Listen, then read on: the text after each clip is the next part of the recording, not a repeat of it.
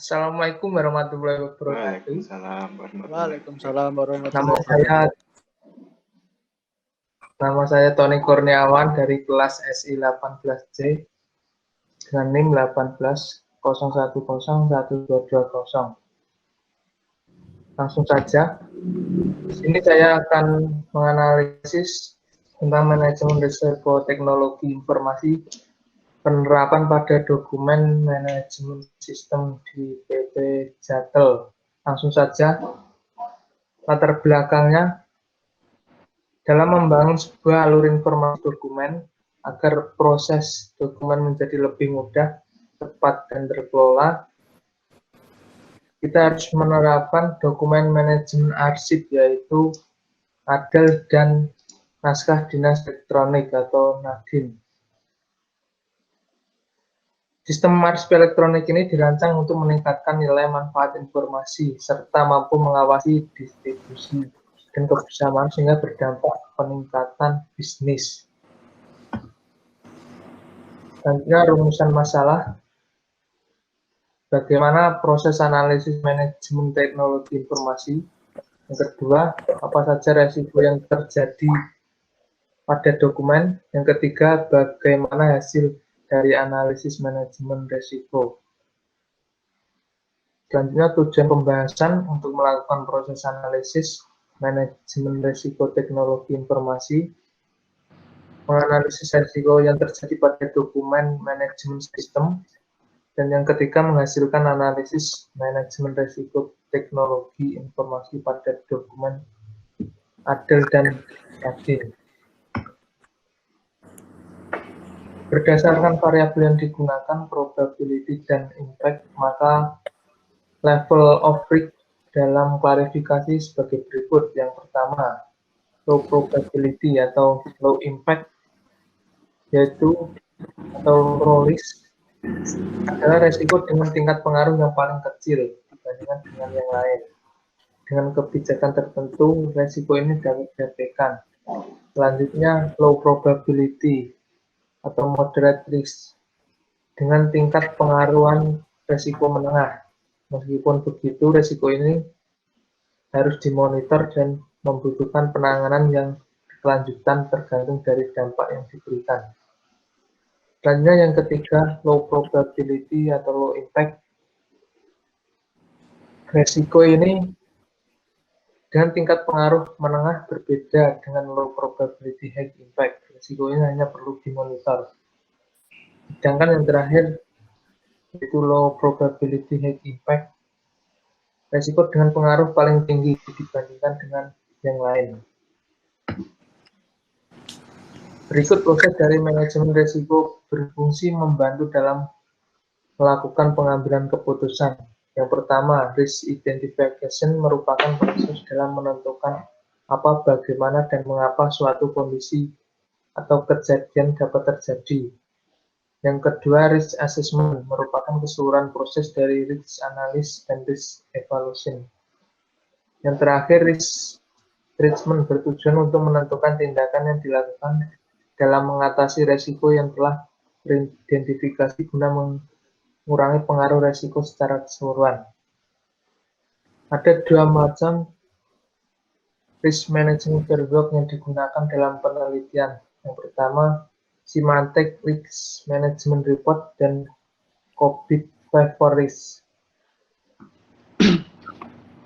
Selanjutnya, adapun analisis dan evaluasi dibagi beberapa identification risk, antara lain application yang terdiri dari external attack, malicious code, network collision, dan system crash. Yang kedua, information dibagi menjadi dua, antara database failure dan database atau data dokumen fraud. Yang ketiga, infrastruktur dibagi menjadi 4, yaitu physical damage, hardware failure, power outage, dan force majeure. Selanjutnya ada risk assessment. Pada proses ini dilakukan penilaian terhadap resiko yang terjadi pada dokumen manajemen manajemen sistem arsip pada aplikasi dokumen elektronik dan naskah dinas elektronik. Penilaian terhadap risiko ini merupakan gabungan proses yang terdiri dari risk analysis tadi dan risk evaluation. Selanjutnya, risk analysis merupakan analis yang dilakukan untuk menentukan seberapa sering risiko pada dokumen manajemen sistem arsip, pada aplikasi dokumen elektronik dan naskah dinas elektronik. Selanjutnya, yang kedua, risk evaluation. Pada tahap ini, evaluasi risiko yang telah teridentifikasi, dievaluasi apakah risiko tersebut dapat ditoleransi atau tidak. Berdasarkan level of risk atau tingkat risiko, apabila risiko yang telah dinilai masuk ke dalam kriteria harapan, maka risiko tersebut harus mendapatkan treatment atau perlakuan sebaiknya. Selanjutnya, yang ketiga, risk treatment. Pada tahap ini dapat dilihat tingkatan yang dilakukan oleh PT Jabar Telematik dalam mengatasi risiko yang telah teridentifikasi pada aplikasi dokumennya dan memiliki medium level of risk. Pada tahap ini juga ditentukan usulan strategi perlakuan risiko yang tepat dalam mengatasinya. Selanjutnya, kesimpulan.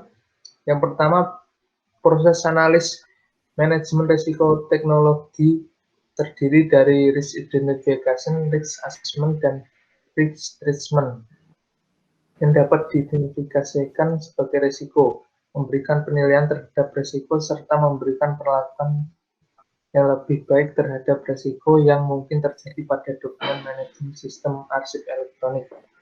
Yang kedua, dari hasil analisis pada aplikasi dokumen manajemen sistem arsip, aplikasi dokumen elektronik, dan naskah dinas elektronik, diketahui bahwa terdapat 13 risiko. Yang ketiga, penanganan organisasi terhadap risiko yang terjadi pada dokumen manajemen sistem arsip di aplikasi dokumen elektronik dan naskah dinas elektronik secara umum sudah dilakukan dan dapat dikatakan sudah baik.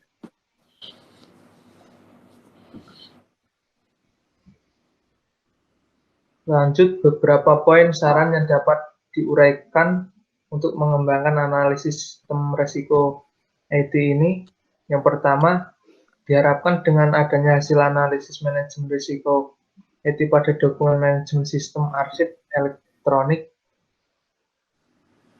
dan naskah dinas elektronik. Yang kedua, dengan mengimplementasikan usulan risk treatment dan melanjutkan analisis manajemen risiko hingga tahap monitoring dan review pada dokumen aplikasi elektronik dan naskah dinas elektronik agar penanganan risiko lebih baik. Selanjutnya, yang ketiga, adanya pengembangan dokumen manajemen sistem di aplikasi dokumen dan naskah dinas elektronik. Dan yang terakhir, penerapan HTTPS atau SSL, encryption dan masking yang dapat memberikan dukungan terhadap security pada dokumen manajemen sistem arsip di aplikasi dokumen elektronik dan naskah dinas elektronik. Terima kasih. Apakah ada pertanyaan yang ingin ditanyakan? Apakah sudah jelas? Cukup, Mas. Cukup jelas, Mas. Cukup jelas. Cukup jelas. Ya, terima kasih. Sekian analisis dari saya. Apabila ada salah kata, saya mohon maaf.